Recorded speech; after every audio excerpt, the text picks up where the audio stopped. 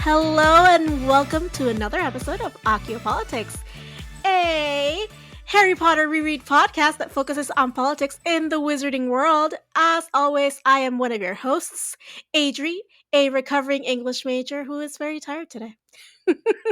Yes, and I'm Helene, your co-host and producer, and I'm also very tired today. I feel ya. Um, is this where we're just like pivoting to guys, do we have a nutritional deficiency? Like, do we need some vitamins? Do we need some caffeine? What is happening with your co-hosts? No, for me it's just work. Like it was Well, same, but we're just always tired is what I'm trying to get at. Like lately it's been like, and we are sleep deprived and we are super stressed. I think that just comes along with being an adult. I think all adults are just 90% tired and that just go throughout life. If you're an awake adult, like I have questions. Like, where did you get all the good sleep? I want to know. Please share Yeah, with the rest of the stop class. stealing. Don't steal the rest from the rest of us, right? Like, don't steal the rejuvenation from the rest of us. It's not fair. It's just as a mid-30s person, I get it. And you're almost nearing your birthday, your 30th. Yes, yeah. We still have a little bit. It's like 5 months left, but still, 5 months in the span, like in like when you compare it to the 29 years you've been alive, what is 5 months? right? Exactly. I'm the closest to my 30th birthday that I will ever be. No, that's not true. I'm the No, furthest from my up until 30th yeah, birthday. there you go. Yeah, that's how tired I am. That's how tired I am. I am the furthest away from my 30th birthday that I will ever be. Up to, yeah, at this point, yeah, you're Yeah. right, correct. Okay. Well, I am joining you, Helene, and the listeners after a very prestigious dinner at a members only club. Taco Bell. No, Costco. Oh, I was close. It's members only It club, is girl. it is members only. That is a way that is branding right there. That was a good way to sell that because you didn't lie. I did not lie. It is a members only club, and there was food involved. It was a $2 slice of pizza, but there was food involved. That sounds delightful. I'm It was jealous. delightful. Seth had the hot dog and the drink for $1.50. I went with a more upscale option of a slice of pizza and a drink, which is like 260 something, So Oh, you could say I that's the like the cheap. finer things in life. Yes, that's the cheap date. Is what it sounds like. Yeah, but I do like the finer things in life, so I have to Yeah. upgrade my orders. So No, totally. That's fair. I had it leftover Panera for dinner, so I paid $0.00. Well, what listeners don't know is that last time, last time after we got done recording, we both just ordered Taco Bell because we're trash human beings. So we're like, you know what I like? I want trash food right now. Yeah, it was like 11 p.m. and I was like, I feel so bad for this DoorDash driver, but for like 11 p.m. on a Wednesday night, but I don't care. I need some Taco Bell. I did not feel that bad because I was like, I'm just gonna leave a good tip. You know what I mean? Like Right. I Yeah. I'm just gonna order the Taco Bell. It is what it is at this point. Um, hashtag no regrets. Um, so beautiful things. Anyway, other than being tired, how are you? How's your heart feeling? What is happening? What's the haps? I mean, work is busy. I'm just I'm reaching like the part of my life right now where I just feel like I'm ready for a vacation. Um I was supposed to have one earlier in this month and it ended up having to get canceled. So, um just trying to work towards having a few days off at some point in the semi near to far future, please. Well, you know what I say, whenever you wanna come visit, I you can know. come visit. Yeah. I mean, I just there it's just work. It's like the mixture of, I don't like I'm so busy at work that like when can I find a good time to take off? But I need to take off because work is so busy. It's like a whole Oh, circle yeah, of no, I am intimately familiar with this dilemma. I need and it to doesn't help that I'm catch like one of the only people that does my job at my company. So that doesn't yeah, help. well, that's the as the only person who does her job at the company, I also understand, Right, right.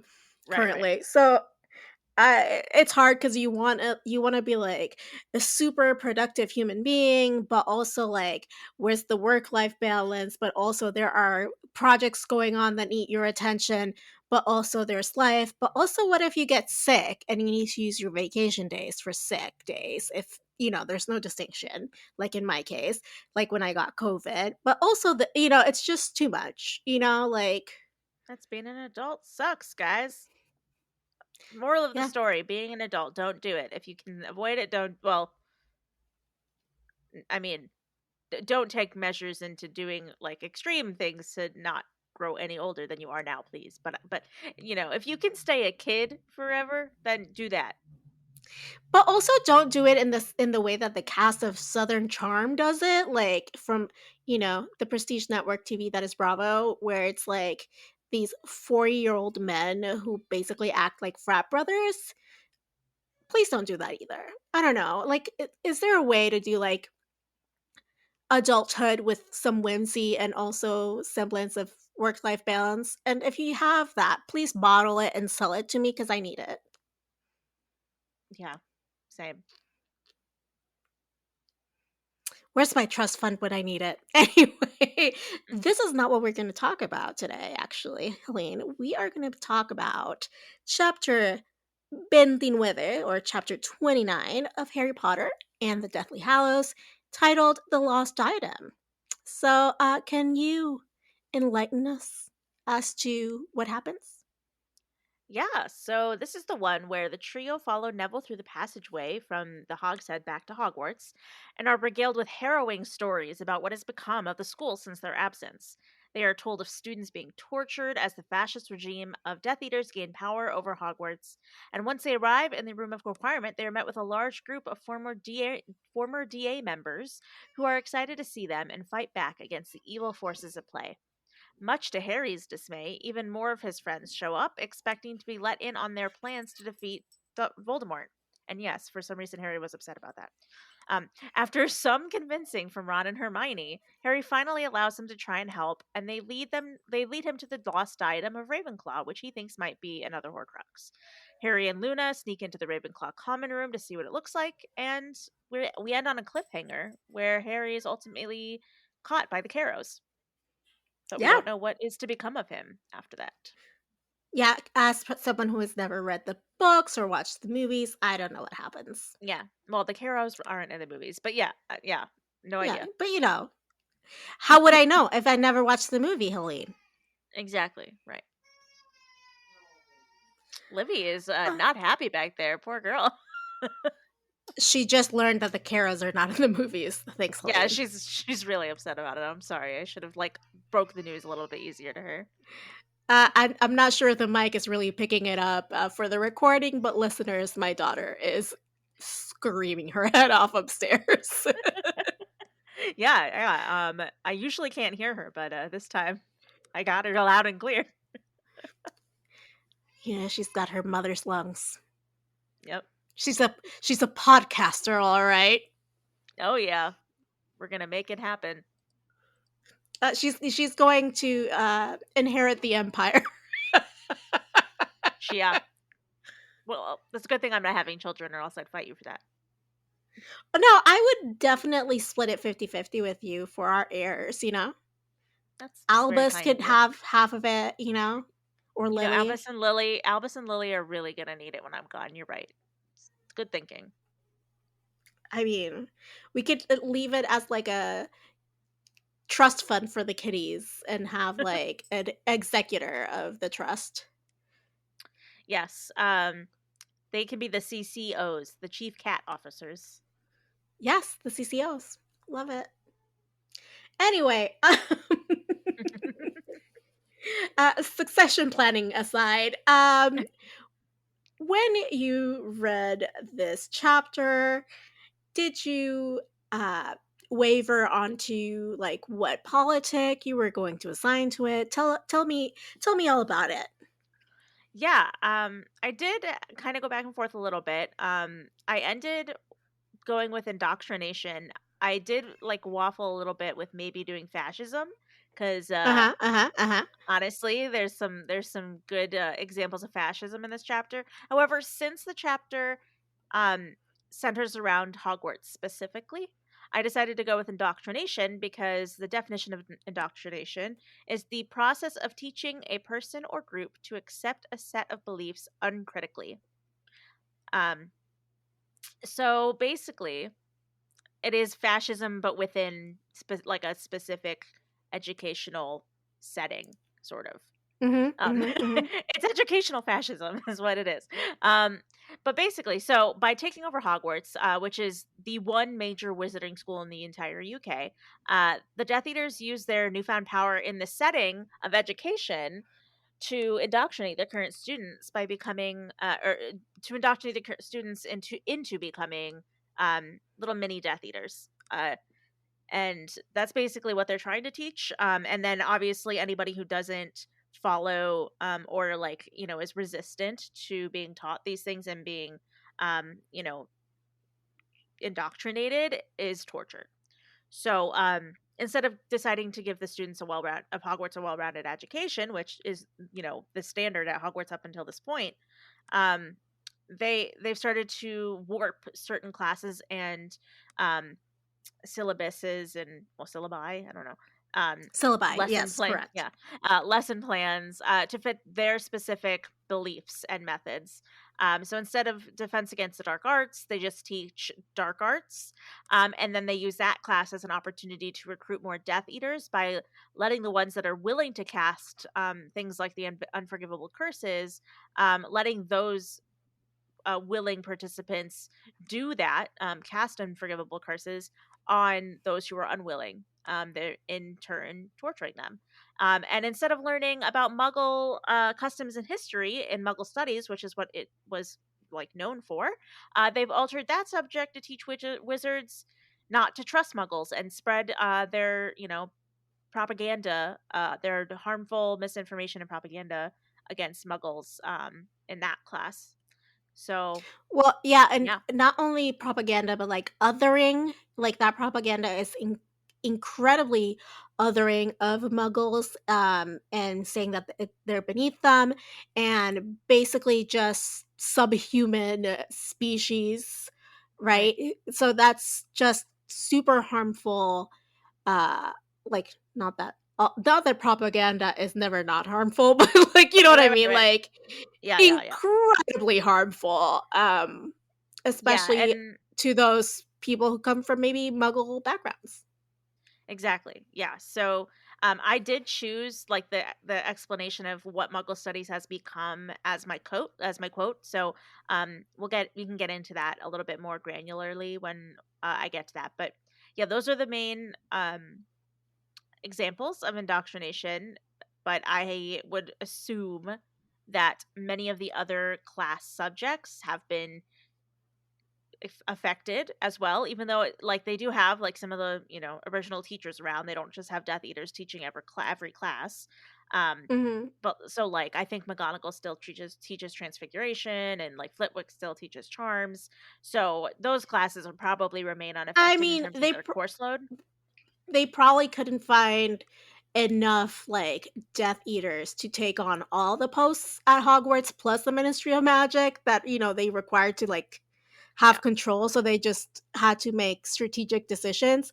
And yeah. also maybe, and I don't know why I feel bad saying this, maybe they're not that bright, so not a lot of them could be, teaching. So, Or like they just don't want to, right? Like teaching doesn't seem like the most fun job in the midst of a war. Like they'd probably rather be doing or something. ever, like teaching is like one of the selfless jobs, you know, like, Right, yeah. so Right. why would an evil person be like, "You know what I wanna do? Mold young minds." Other than, like, Grindelwald who wanted to do it to, spread propaganda, obviously, but, like, Yeah, and, like, most Death Hitler. Eaters yeah, most Death Eaters, like Lucius Malfoy, are not gonna be like, "You know what I wanna do? Go back to Hogwarts and be a fucking teacher." Right. Yeah. So they took the ones they could find and had them do their thing, but it's just not great. It kind of takes the magic out of Hogwarts. Not kinda, it does. It takes the magic out of Hogwarts. So what about you? What was your politic for this chapter, Adri? So listeners don't know this, but Helena and I are working from completely different documents today. So, whew, you don't have the Which same politic as is I do. yeah, which I will clarify is not usually normal. Normally I remember to do things such as share the document with It's Adri okay. before 5 minutes before the podcast recording, but I've dropped the ball this week. It's been tough. Okay.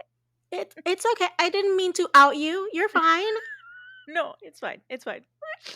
I I get just it. wanted to say that for dramatic effect, like, oh my god, we don't have the same politic this time. We So don't. We do not. my pol- my politic is the politic of radical hope. And I'm going to read a tiny little abstract that I found on a journal paper from 2019. And the article itself is titled Radical Hope in Revolting Times, Proposing a Culturally Relevant Psychological Framework by Della Mosley, Helen Neville, Nayeli Chavez Duenas, Wait, Hector Neville? Adams. Yes, Helen A. Neville. That's Yeah, amazing. so Sorry. I know. Sorry, Hector Adams, Gianni A. Lewis, and Brianna French. Okay, so this is a 12-page paper. Listeners, I'm not going to read the entire paper for you. So I'm just going to Woo! read the abstract and then we can kind of talk about how I see this or we see this in the chapter. All right, so here it is. Growing research supports the link between individual expressions of hope and psychological well being. In this paper, we draw on psychological theories of hope, racial and ethnic studies, and the literature on radical healing to propose a framework of radical hope. Although the proposed multidimensional framework integrates cultural practices of people of color in the United States, it is flexible enough to be adapted to other contexts. The paper begins by providing a brief review of the literature that conceptualizes the concept of hope in the field of psychology as a prelude to comparing the concept to the interdisciplinary notion of radical hope. Based on this body of work, we then introduce a culturally relevant psychological framework of radical hope, which includes the components of collective memory as well as faith and agency. Both components require an orientation to one of four directions, including individual orientation, collective orientation, past orientation, and future orientation. The framework also consists of pathways individuals can follow to experience radical hope, including A. Understanding the history of oppression along with the actions of resistance taken to transform these conditions, B. Embracing ancestral pride, C. Envisioning equitable possibilities, and D. Creating meaning and purpose in life by adopting an orientation to social justice. All right, so with this in mind, with this presentation of radical hope, how I at least saw it in the chapter was the following: Neville's resistance, which engenders more resistance through hope, through that radical hope, right? Like, and we'll get into this a little later.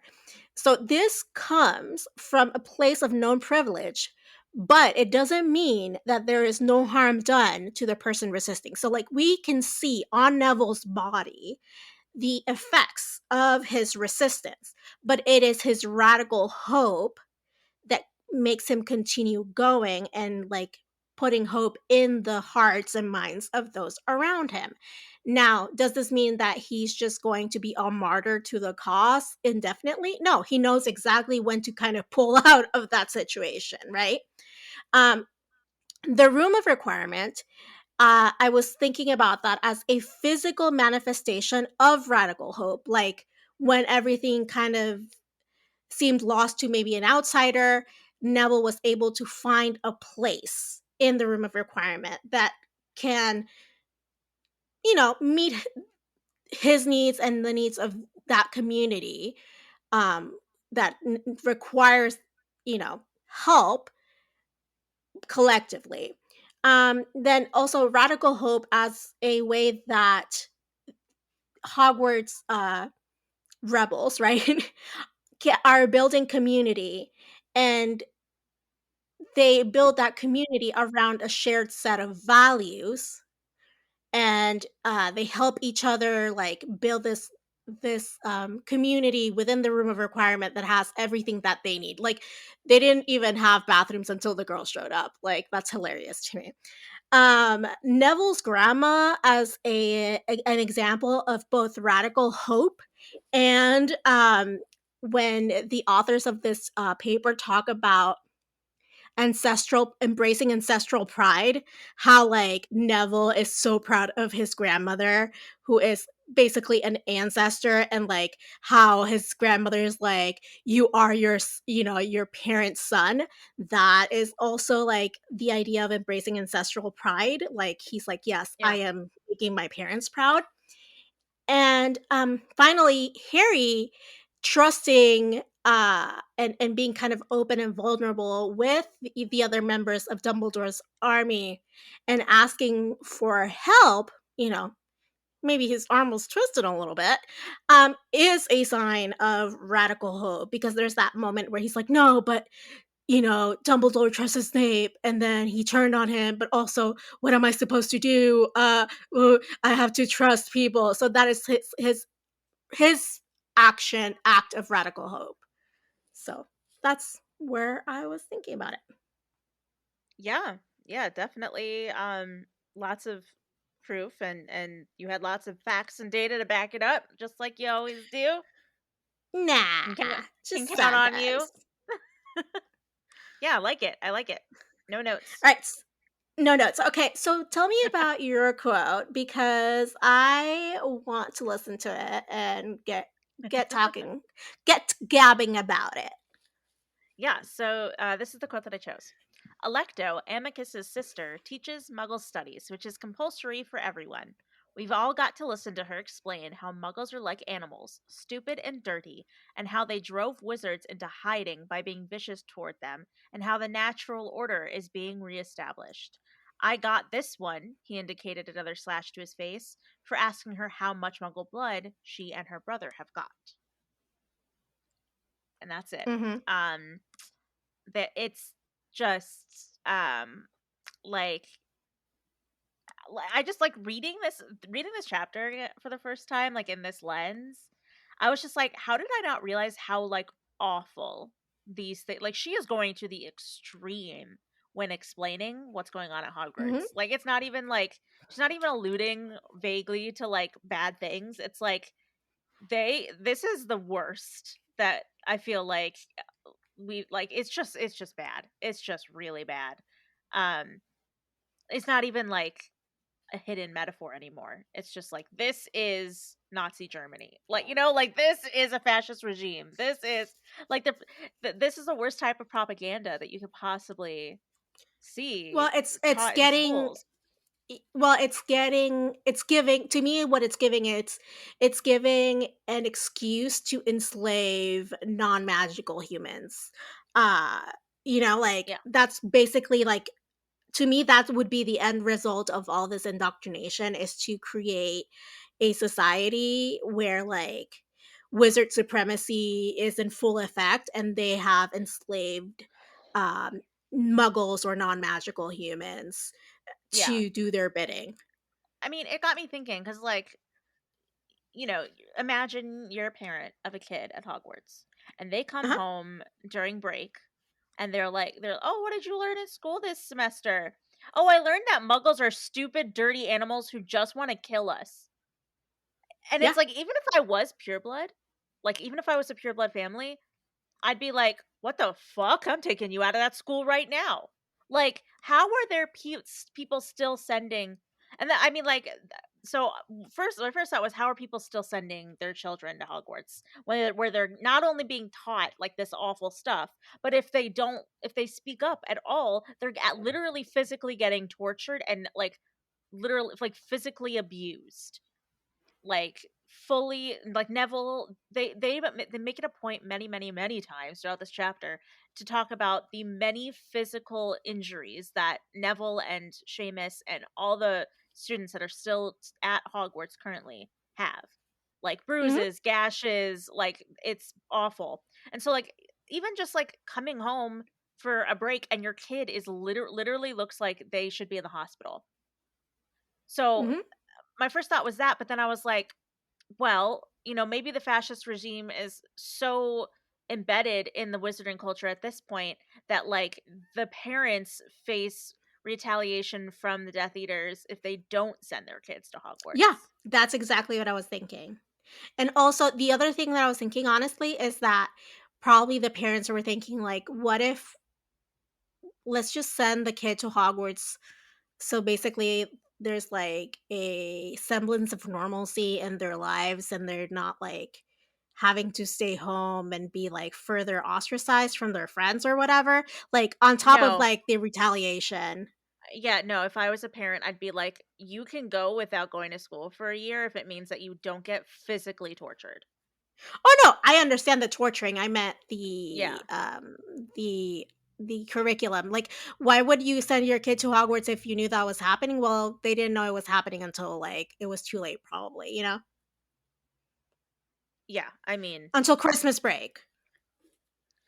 yeah. I mean, no matter what, kids had to have been coming home with injuries, you Yeah, know? Um, Christmas break would be the first time, no? I don't know. I don't know how Yeah, their that's curriculum works. that's the first time they're able to go home is Christmas break after Oh, September. So I mean, yeah, like Luna didn't come back after Christmas break, but that's because the Death Eaters got her. Um yeah. and Ginny didn't come But back after then Easter. all these people sent their children back to Hogwarts. So I have to wonder why. Like, is Well, there another reason why? retaliation. Yeah, I mean, we don't Yeah. know that though. They never say that in the book. So it's just like we're guessing. That's the point. That's what's happening. We're guessing. Yeah. So, yeah. And we have like the retaliation against the students. It sounds like from the chapter it was 20 students, which is not nothing, but it's not the entire body of students at Hogwarts. Yeah, I'm guessing most people that were not like in the DA are laying low so that they don't actually Yeah, get physically beat and stuff. Yeah. Um, exactly. Yeah, Because, Harry tends to befriend the people who, are like him and will fight back because whenever they see injustice. However, in general, that's kind of like what Gryffindors are known for is like standing up for the underdogs and protecting people who can't protect themselves, so and being um extra and just normal normal things. yeah. So yeah, that is my quote on indoctrination. What about you and radical hope? All right, so here it goes. Blimey, Neville, said Ron. There's a time and place for getting a smart mouth. You didn't hear her, said Neville. You wouldn't have stood it either. The thing is, it helps when people stand up to them. It gives everyone hope. I used to notice that when you did it, Harry. But they've used you as a knife sharpener, said Ron, wincing slightly as they passed a lamp and Neville's injuries were thrown into even greater relief. Doesn't matter. They don't want to spill too much pure blood, so they'll torture us a bit if we're mouthy, but they won't actually kill us. So I mean, this works on like various levels, on like the level of Yeah. like Neville recognizing his own privilege and rebelling or resisting, but also his act of resistance is a product of his radical hope, a hope that things can be better, a shared um dream or hope of the future, like a vision of the future where this is not happening. Yeah. You No, I okay mean, yeah, over there? yeah, I just like, you're just saying all the things I'm thinking, so it's like, "Oh, I was gonna bring this up," and then she said it, so, I Okay, mean, gotcha. I just don't have anything to add. I mean, if there's something specific you'd like to discuss, like, get my opinion on, like, let me know, but, I mean, yeah, yes. Like I said Okay, before, no notes. no notes. All right, so who is the character for you that embodied the politic of indoctrination and why?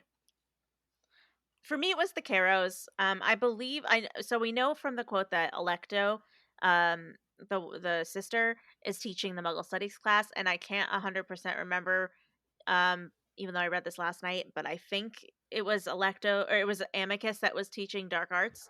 Um, Mhm. and those were the two like main, um, examples of indoctrination that we specifically saw in this chapter. So, yeah, I mean, they're the Death Eaters, like we said, they're the Death Eaters that took on, being willing to teach at Hogwarts. Yeah. And they're doing it. I use the term teach very lightly, very Yeah, you they're know. there to basically torture kids. That's it. Yeah. Well, Which, make them learn what they want them to learn, what they want them to know, and if they refuse, then torture them. I wouldn't put like, light fun torturing just for the fun of it out of the Caro's reach, you know?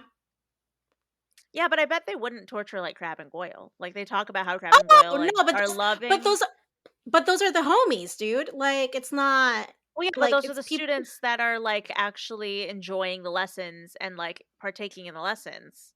I'm Also, they're saying the like ones that it's almost like they're rushing a fraternity, right? Like Crab and Goyle. Like it's like, "Oh, we're legacy members. Our parents are Death Eaters."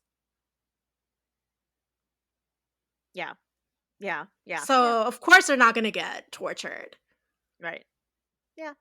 I mean, unless you're like a Sirius Black and, you're like the black sheep of the family by trying to be a decent human being. Serious black sheep. Anyway, I can't. Um, Surprising no one, my character for Radical Hope is Neville Yeah, he also because, he also like helped write that paper that you were reading from. So yeah, of course he did. yeah, Helen he does Neville. it all. He does it all. Helene, Helene, is this your child with Neville? Helen Neville? Helen is not my name. I know, but it's like, close enough. What is his mom's name? I have no idea, man. Because for some reason Helen sounds. Oh, it's Alice. Okay, I was like, why does Helen not like Neville actually sound like a real character's name for some reason? Anyway, And also, clearly we know it's Longbottom, the last name, not Neville, but it's just that, yes, yeah, yeah, yes, yes, yes. Anyway, um, Neville, good job writing that paper. I'm so proud of you. So proud, so proud. Let's get to how we see each other's politics in the rest of the series. Obviously, this is a series of indoctrination in the sense of we have like a Dolores Umbridge presence in book 5 that is trying to indoctrinate kids, right? We have Severus Snape, who, through his Defense Against the Dark Arts teachings in book 6, doesn't help things much. Or even like when he tries to out Lupin as a werewolf, part of indoctrination. Um, I think Vernon Dursley tries his very best to indoctrinate Harry against magic. um, just Yes, yes, little things accurate. here and there. Yeah, no, accurate. Indoctrinate against magic. Yeah. Um, in terms of radical hope, I would say that I mean the thing that stands out to me. would be I probably the original Order of the Phoenix was born from a sense of Mhm. radical hope from the members. And then obviously the resurgence of it later in what that we see in the series, as well as just the DA. I know that like technically that's kind of what we're talking about in this chapter because all the members really that we see rallying around Harry and the Room of Requirement in this chapter are former members of the DA. Um, but just like the first like what is it appearance of the DA is a Yeah, response, the radical first hope response to yeah, Umbridge. yeah, like the formation of a student group that is, who that its main purpose was to learn all the things that were being refused Yeah. to them. That's yeah, the resistance and radical hope because they're envisioning a better future for themselves and doing something about it. Yeah, they're actually taking action towards it for sure. Yeah. Well, that being said, let's talk about the things that give us hope or our chocolates and things that bum us out, the Dementors, in our section that we call Dementors and Chocolate. Helene, tell us what bummed you out this chapter. I think you're going to be a little shocked. Um, Oh, it okay. is very uncharacteristic of me for this character to be. Please, please don't tell me we have the same one. Does her name start with G and end with any? Yes! Oh my god. Okay, yes. Okay, so as you all know, listeners of this podcast, I am the biggest Ginny stan that you'll probably ever meet. Ginny is my homegirl. I love her so much. I She thought I was safe. I was like, There is no way in hell that she's Yep. gonna pick this Dementor. I am safe. This is I great. Fuck I this struggled shit." with it. I struggled with it for a while. I was like, "Damn." Because like I thought about it. I was like, "Okay, so there are like all these things I could say." Like cuz this chapter is pretty damn bad. Like not bad in like the writing, but like depressing. Like there were a lot of bad things that were happening in this chapter. So like I feel like I had a lot to choose from, but I just kept coming back to the way that Jenny talks about Cho and like acts Yeah, around Cho. So here, I I'll have read the mine and quote. then I have the quote in my okay, do domain. the I have quote. the actual quote.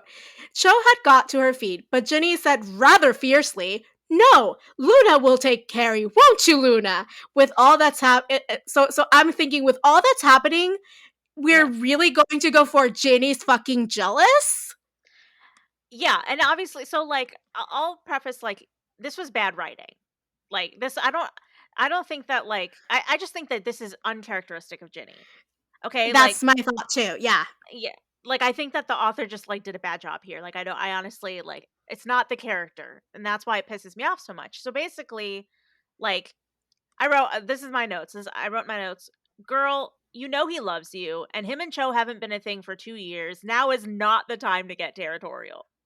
Like and also and then like on the same like the other side of the coin in this same moment, the author really fucking does Cho badly this in this too because the author alludes to Cho still having feelings for Harry, which is so Or like stupid. eagerness to like, Yeah, it's like, cuz like oh, because like Ravenclaw common room is gonna be so fucking romantic. They're just gonna fuck. yeah, no, she's like Come but on. well she says that Cho was disappointed when they Yeah. decided that Luna was going to take. I was like, why would Cho be disappointed? Cho it has been 2 years. Cho I believe at this point is happily dating Michael Corner. Like it was obvious that they were a bad match and they were children. Like they have grown. Like I know that 2 years doesn't sound a lot, but like when you're growing from 15 to 17, like those years are formative. Like you are different people sometimes at the Mhm. beginning at the end of that. So like it's just giving Cho it's as if Cho has literally no other dimensions besides just romantic conflict for Harry and Ginny. She's just like a plot device that's like, oh, you know, like she can still be interested in Harry to make it, more interesting or whatever. It's like, no. Realistically, she wouldn't give a fuck. And neither would Ginny. This is war. We're literally in the midst of war. Well, that's why I said my note was, with all that's happening, we're Right. really going to go for Jenny's fucking jealous. Really? Like Yeah. this is the thing. This is the move. Yeah, that's why I ended up having to go with it because I was like, "This is so stupid. I cannot condone this behavior, Ginevra." It's also like the most anti-feminist thing I've ever heard, honestly. Yeah, I was reading, I was like, Damn, like, this is really misogynist." Like, I just don't expect these types of misogynist things to come from this series because I just don't think of it as like, I don't Honestly, know. like as someone who reads romance like almost exclusively, I can tell you that not even in like rom-coms does this behavior like present itself so much. Right. Right. Yeah, because a lot of authors like care about building out the multiple dimensions and complexities of female characters beyond just And like romantic. it yeah, and like yeah, sure, like maybe you have like you write a character who like your main character kind of loathes because maybe they slept with their boyfriend or whatever, like they're the Yeah. mistress or whatever. But like also make sure that you put other dimensions to that hatred and not just like that tension. Yeah. There has to be some other reason why that character is not friends with your main character, right? Like Right. Yeah. I don't know, that's just my take on it. Anyway, Yeah. Yeah. So I think this might be I don't know if I've ever this is rare. I've never said Jenny for a Dementor as far as I can remember, and I doubt I will say it again. well, my friend, we're almost done with the series. It had to happen at least once. Yeah. Yeah. Let's pivot to what gives us hope and the warm fuzzies. Let's talk about the chocolate. But before we begin with our chapter chocolates, do you have an actual chocolate recommendation for us? Okay, so not any like new types of chocolate, but I do have a suggestion. So I love for breakfast. I don't know about you guys, but I love a good chocolate croissant, right? And Mhm. Mhm. I find it very difficult to find like pre-made chocolate croissants at like bakeries like in in grocery stores. Like it's just not a like a thing that you see a lot of the places.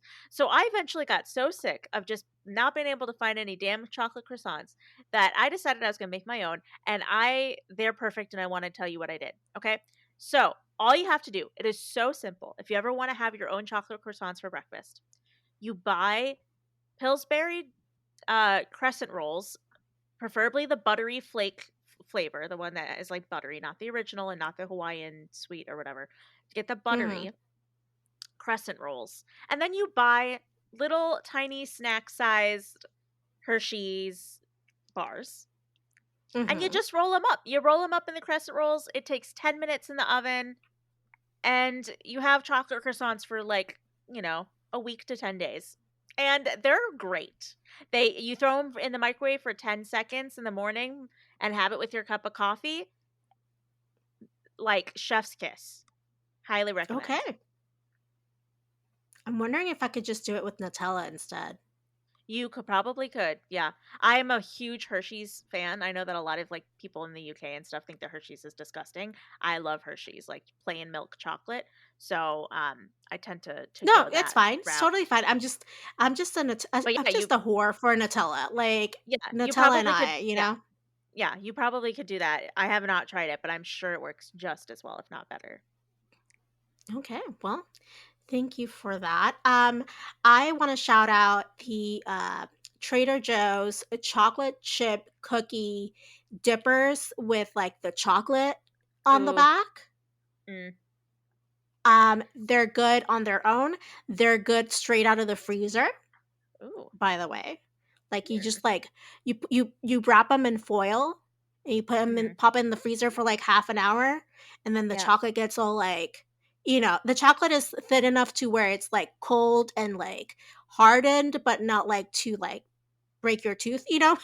And Yeah. it's like crispy. Like if you want just like like I love cold chocolate, so like I'm just here for it too.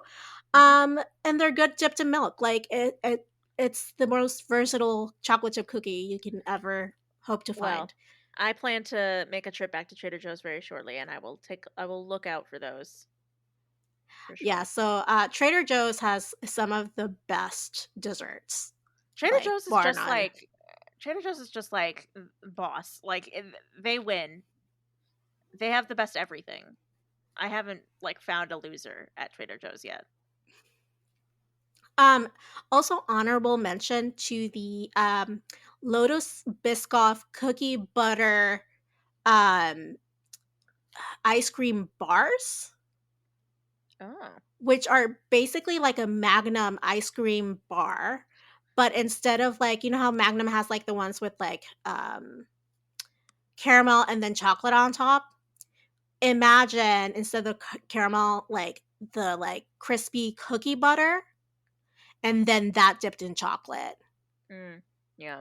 That sounds good. It is amazing. I found them at Target, so go to your nearest Target and try the Biscoff, ice cream bars. Nice. Sounds like a solid option. Um, but what is your real chocolate of this chapter? Yes. So mine is a quote. Okay. And I'll be Okay. I bet I wonder if we have the same one, honestly. I wouldn't be If we have surprised. the same one, we're done. Like, we're closing the podcast. See, It's okay, done.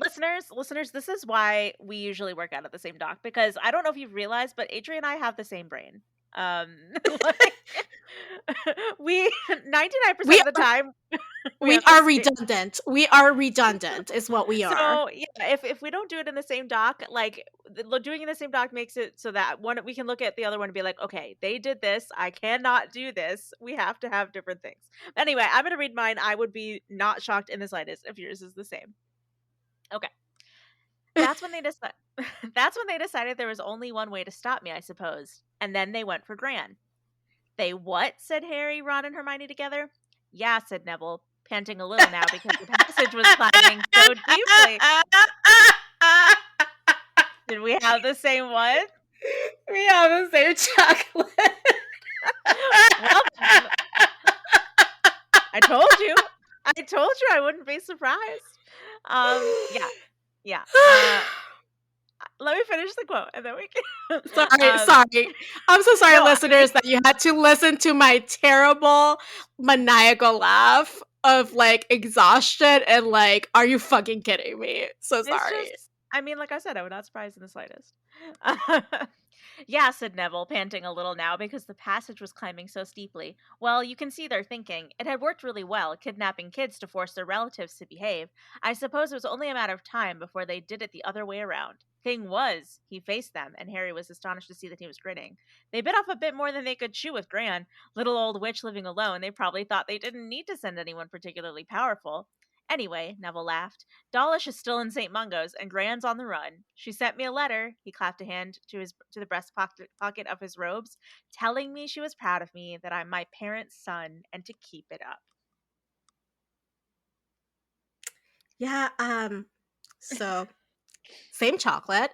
Um, no notes. I just have like Neville's grandma being a badass. I just have to Literally, say, yeah, I just have to say, like, if there was like a superlative that we could give out for best character development off the page, it would go to Gran. Like, do you remember oh, when we like 1,000%. like do you remember when we started the freaking series? Gran was like awful to Neville. She was so like we she was not a likable character. And like all of Yeah, us now like we've seen it develop like very like incrementally throughout the series. But now she's like this badass little old woman who loves her grandson. It's amazing. It's amazing. I love Gran. I mean, I mean, she probably always was, right? Like this badass woman who always loved her grandson, but it wasn't coming across that way to her grandson or the children, Right. because when you're a child, like those things kind of come across as maybe harsh or like unyielding or whatever. Well, also But like like, Neville really like came into his own too. So imagine little tiny like 11-year-old first year Neville who like didn't have a spine and was like yeah, terrified of everything. And so like obviously I think that played a huge part too in her like, changing of perspective of him was because he was changing. Well, and also she has a, like, huge emotional and mental load, and that she, has Yeah. to basically raise this child who I'm sure she adores, right? But also has, like, is it her son? Like, that's Neville's dad, right? I don't remember which one she's related Parent, which to. parent? Okay, so one of the parents, right, is her their like, her child, and they have been, like, they're not dead, but they're also not, like, all there, and so she's having to not only raise another child, but also, like, see her child physically there, but not, I mean, not there. Like, that must be a really taxing load. Yeah. Yeah, I agree. For sure. So, big ups to Neville's grandma. Yeah, yeah, she killed it. She absolutely killed it. And she's not even physically in the chapter. So, love that. I mean, uh, we stan, honestly. Yeah. Um, well, as promised, the podcast is done. We had the same chocolate. Um, Wait, interestingly enough, actually, we are at the point of media we've been consuming. Yes, go ahead. before we get there, I did want to I wanted to read a message we got from one of our listeners. As you guys might have realized, we haven't been doing the question, but I did want to read this message just cuz it was insightful, and I thought that the listeners would enjoy hearing this person's perspective on one of our past discussions. Is that okay with you, Adri? Okay. Yeah, of So, course. yeah, a couple episodes ago, we discussed the very short chapter where directly after the trio escapes from Gringotts, they ride the dragon that they escaped on until, for quite a long time. The chapter alludes to it being basically all day and night. Um and then apparating after that somewhere else. But I brought up the concern, not even the concern, the issue that, you know, there's absolutely no freaking way with the size of Great Britain being what it is, that they would be anywhere near the island Mhm. of the UK. Anywhere after Mhm. riding that dragon for probably almost 8 hours straight. So uh Instagram user Scurvy42 Mhm. um had something to say about that, and they DM'd us on Instagram, which, by the way, listeners, if you ever want to DM us about stuff that you're thinking when you listen to these episodes, I get so much joy and delight from it. So thank you, Scurvy42, for writing in, and please, everyone else, write in. We love it. We love it. I mean, you get a lot of joy out of it. I fucking hate it. Just kidding. I get a lot of joy out of it too. It's just the way you said it, like, made it sound like only you get contentment and joy from I this. mean, Adri, you should know this. I can't speak for you. I speak for myself. Oh my god, didn't you just say that we shared a brain? Like, that Yeah, is some but flip-flopping. I still think that you deserve your own autonomy. Is your name Ted Cruz? Because you were flip-flopping a lot. Anyway, this is what Scurvy42 wrote into our Instagram about that discussion we had. Okay, so while I disagree with Helene that dragons should fly as fast as airplanes or even trains, I do agree that after flying that long, they are no longer on the Isle of Great Britain. The fastest bird in the world, according to Wikipedia, is from 127 to 170 kilometers per hour. If they fly for only 8 hours, and I agree it feels like longer than that, the entire Isle of Great Britain is only 1,000 kilometers long at from tip to top, and 500. Okay, so I'm guessing he means it's 1,000 kilometers long from like the top to the bottom, and 500 kilometers wide across at its widest point. Mhm. So unless the dragon flew in circles or something, or they just never noticed the ocean they flew over because it wasn't part of Harry's journey, they apparated possibly their longest apparition from the mainland of Europe or the Isle of Ireland, if not Iceland. Um, one Also, the note. the question the question here, is interesting to me of, like, if you apparate, like, 10 feet away, does it require the same expenditure of energy as if you apparate, like, in a I mean, different continent? I have to imagine that operating over longer, like, areas is much more difficult because why else would, like, port keys and things like that exist? Like, they have all these other modes of transportation for longer distances. I just feel Well, like didn't port keys exist more for people who couldn't apparate? I mean, that's what they're used for in the series, but, Okay. Well, I just mean, just a thought. I'm sure that I mean, I don't know. I just feel like if you could literally operate easily from, I don't know, Well, California there's also to Tokyo, then, like, why do those other modes of transportations, okay, like well, but okay, but Helene, why do bicycles exist when we've got cars, you know? I mean, that is a great question. I agree, let's ban all bicycles. Oh my god. That's not the point I was trying to make. Anyway, I have one note on their message, and that is they compare the dragon to the fastest bird in the world, and I have to tell you, I do not think birds and dragons are really comparable in terms of flight speed. Well, I think they're comparing it to the other animal that we know of that has wings. Like, come on, there are no such thing as dragons IRL, Helene. Yeah, I just imagine dragons fly, like, much faster and, like, just, like, across longer distances faster than Well, I have to birds. disagree with both of you. I'm just like, what if dragons are just chickens, you know? They can't fly. I'm just kidding, obviously, but That would be weird. well, chickens are the closest thing we have to dinosaurs right now, so who's laughing now? Anyway, Yes, anyway, thank you, Scurvy42 for writing in. I absolutely loved the thought you put into that. You use the metric system, which as an American, like, confuses the shit out of me, but it was very appreciated. oh, Like, I as someone who is very impressed by the metric system and possibly, I don't know, possibly very easily swayed and impressed, you've got my vote. yeah, yeah. Anyway, now we can move on to the media we've been consuming. Thank God.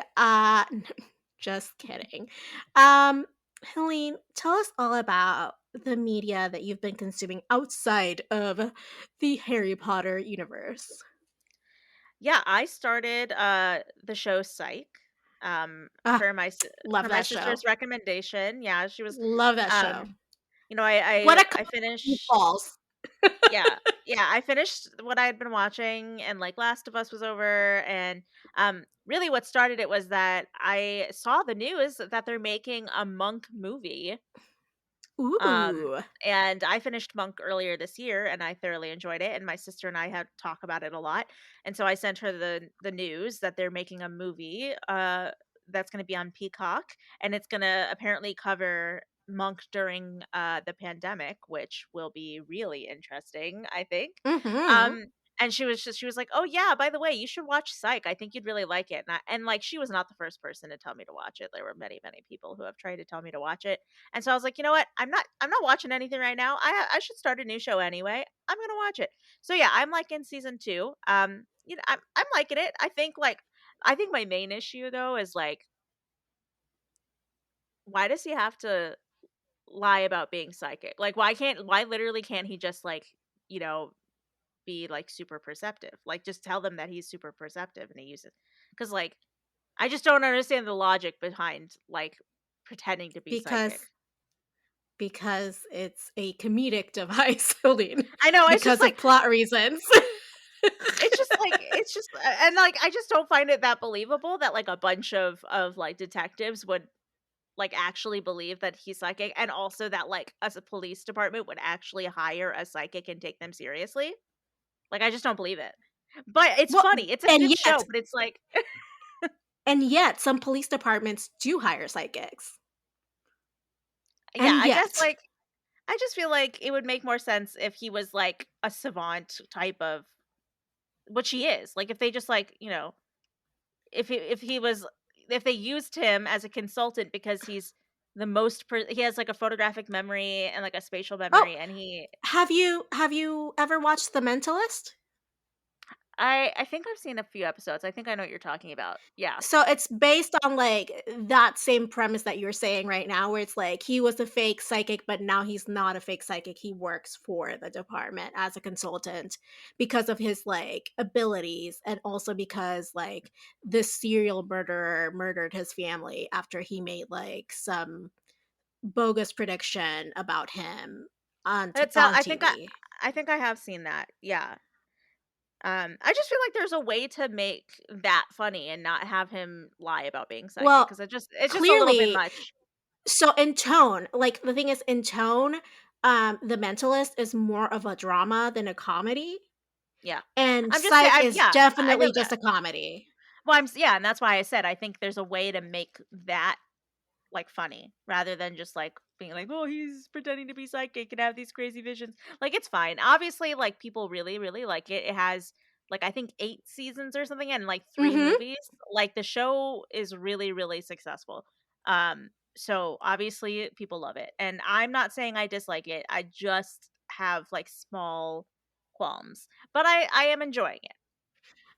You will watch all seasons because you had bigger qualms about The Magicians, and need I remind you, you finished those Yeah, seasons. that was only 5 seasons, but yes, I did finish that. And I will finish Psych. That is I usually commitment. I mean, I really didn't like the first 2 seasons of Game of Thrones, and I finished all 8 seasons of that, and I ended up loving that show. So, I just like, I will finish when I start. I just, like, I'm not it wasn't one of those shows where I loved it immediately. Like Lucifer, I loved it immediately. I was like, "I'm sold. This is perfect. No notes." But this one, it's like, "Eh, Can we get you to watch Vanderpump Rules? This is the real question I want I'm answered. sorry, but no." God damn it. Reality is not like I was into The Bachelor for a little bit, and I like can't even stomach watching it like the last like 2 years. I'm sorry. Okay. Well, one day I will convert you to my trash panda ways. Well, what about Um, you? What did you do this week in terms of media? I, in turn, have been watching prestige films, that feature Academy Award winners, actors and actresses, such as The Princess Diaries with Anne Hathaway, Princess Diaries 2 with Anne Hathaway, a royal engagement, The Mummy, and The Mummy Returns with Brendan Fraser, both of which are Academy Award winners and What about should be in the Criterion collection. what about Julie Andrews? I can't believe you would say Academy of Winners from Princess Diaries and Yeah, yeah, just yeah, list yeah, Anne yeah. Hathaway. Ooh, I also watched Mary Poppins. So yes, with Academy Award winner Julie Andrews and, as grand-mère. Oh my gosh. So, I mean, those are all well, classics. these should be in the Criterion collection is what I'm saying. You know you're gonna have to rewatch them again soon for a certain thing. For some super secret special projects. Yes, I know, but also I was just showing Livy the classics, you know what I mean? Yeah. I so I was watching, obviously these with Livy and Georgia the Jungle and, things like this. And I turned to Seth and I was like, "Do you know this is like the equivalent of like my mom showing me movies from like the 50s and 60s?" And he was like, "Oh god." And I'm like, "Yes, oh god indeed. Like we're No, fucking but old." these are better. These are better than those movies. No, no, but like, when you are young, right? And Yeah, you're I know, like, I know. like I was born in the 80s, right? So I was like, ugh, a movie from the 60s. What am I? Like, kind of like, Yeah, I'm better no. than this. And I'm just like, Yeah. oh no. Yeah, well, you gotta indoctrinate them young. I mean, The 90s were 33 years ago. Shut up. speaking of indoctrinating, you have to do it young. Um, oh, what was I going to say? Oh, that's gonna bother me. Oh yeah, watch out for that tree. Loved it. I also just wanna like, I just got into, like, the mood of rewatching all these, like, live action movies, and then I was like, "Oh, I wanna also find Encino Man and watch that too." Oh my gosh, I don't know if it has been a long time since I've seen that movie. So good. Chef's kiss, no notes. So oh, shoot, I found another category for our super secret project, Helene. Remind me to tell you later. Okay.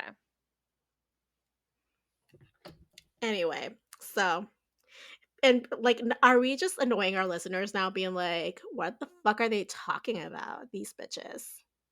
I mean, we're gonna We'll have to we'll tell announce you it. soon. Yeah, we're Yeah, gonna we'll have to tell you announce it soon. eventually. Yeah. But we are still firming up plans. So, I don't wanna, like, pull I the mean, trigger too quickly. is it kosher to say like, you know, this podcast is gonna end soon. We only have like seven chapters left in this book. I think, yeah, so it's pretty, like, safe to say we're ending this podcast, but, this may not be, or this will not be the end of our partnership, right? Like, so, watch this space. Yeah, just keep your eyes and ears open. Details to come. Mostly your ears because, podcasting. Although, I guess we could start video recording our podcasting sessions, TBD. I like that. Yeah, just, keeping up with the times. Anyway, that's it for today's episode. Please, please, please, please join us next time as we talk about chapter 30 of Harry Potter. And I was going to say The Order of the Phoenix, but that is not the book that we're Oh, doing. we're going Harry back. Potter We're and going back to the fifth book. Harry Potter and the Deathly Hallows. And this one is titled The Sacking of Severus Snape, because this MFR loves alliteration, which, by the way, side note, instead of the Lost Diadem, she could have written like some alliteration if she so chose, like the disappeared diadem or something. Yeah, yeah. I'm trying to think of like no, I can't think of any off the top of my head. I'm creatively tapped. I've had a long day at work. Anyway, if you've enjoyed this conversation, please take a second to give us a 5-star rating on Apple Podcasts or wherever you're listening to us right now. Because as you might know by now, as we're 30 chapters into the last book of the series, um, telling people about our podcast as well as giving us a 5-star rating helps new listeners discover the podcast and become part of our little, magical family. And it makes us happy. So there's that. All right. Well, until then, politics managed.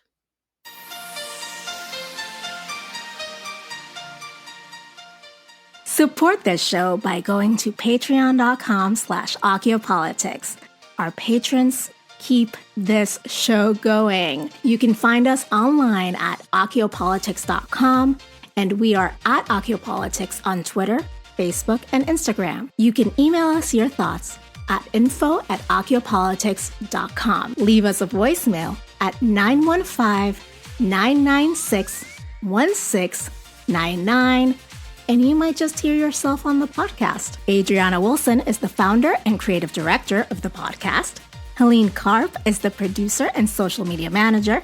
Allison Pullman is the audio wizard and editor who makes us sound so good. Cover art and physical rewards are designed by Adriana Wilson. The views expressed by the hosts and guests are expressly their own and not representative of their employers or associates. Acciopolitics is part of the MuggleNet family of podcasts.